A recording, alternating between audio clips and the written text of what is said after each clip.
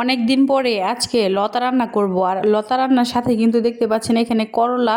তো করলা দিয়ে আজকে লতা রান্না করব। এটা কিন্তু একটা আনকমন খাবার আমার কাছে মনে হয়। তো হ্যালো এভরিওয়ান, আসসালামু আলাইকুম। যে যেখান থেকে আমার ভিডিওটি দেখছেন আশা করি আপনারা অনেক ভালো আছেন। আলহামদুলিল্লাহ, আল্লাহর রহমতে আমি বেশ ভালো আছি।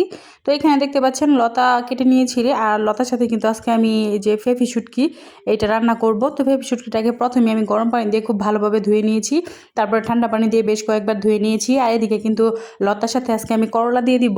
তো আনকমনই বলতে গেলে, তো এই লতাদের সাথে করলা খেলে আশা করি ভালোই লাগবে। তো সাথে দিয়ে দিব আলু 2-3টা। তো এখানে কিন্তু পেঁয়াজ আর রসুন আমি খুব ভালোভাবে ভেজে নিয়েছি। ভেজে নেওয়ার পরে কিন্তু এখানে আমি শুটকির মাছটাকে দিয়ে দিলাম, সেটাকেও খুব ভালোভাবে ভেজে নেব, যেন মানে কোনো বাজে স্মেল না থাকে সেই জন্য।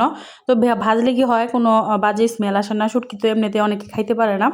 তো তারপরে কিন্তু এখানে সকল মশলা দিয়ে দিব। তো অল্প একটু রসুনের পেস্টও দিয়ে দিব। শুটকির মধ্যে কিন্তু একটু রসুন বেশি দিলে খেতে ভালো লাগে সেই জন্য।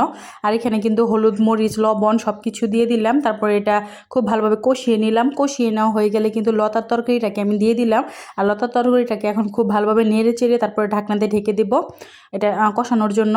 তো লতা যেহেতু একদমই ফ্রেশ, আর এই ফ্রেশ লতাটা কিন্তু খেতে অনেক ভালো লাগবে। আর লতার তরকারিতে আমার মাস্ট একটা লেবু লাগবেই। অনেক সময় দেখা যায় যে লতা গলায় ধরে, মানে আমরা ছোটোবেলা থেকে বলতাম যারা কি না ঝগড়াটে মানুষ তাদেরও নাকি মানে লতা বা কচু এগুলা গলায় ধরে।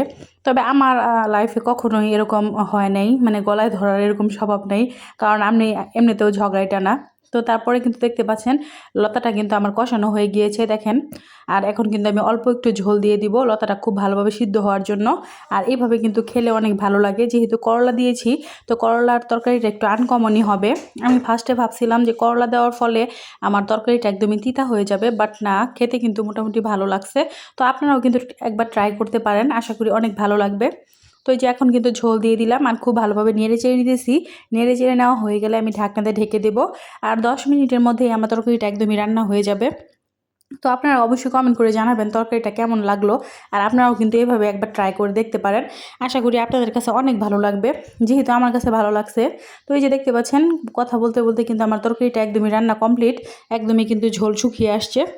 আর কালারটা দেখতে পাচ্ছেন একদম খুবই মানে আমি মোটামুটি ঝাল খেতে পছন্দ করি, সেই জন্য কিন্তু একটু ঝাল বেশি দিয়েছি। তো আজকের ভিডিওটি এই পর্যন্তই। সবাই ভালো থাকবেন, সুস্থ থাকবেন, আল্লাহ হাফেজ। আর এই রেসিপিটি একবার হলো ট্রাই করবেন, আশা করি আপনাদের কাছে অনেক অনেক ভালো লাগবে।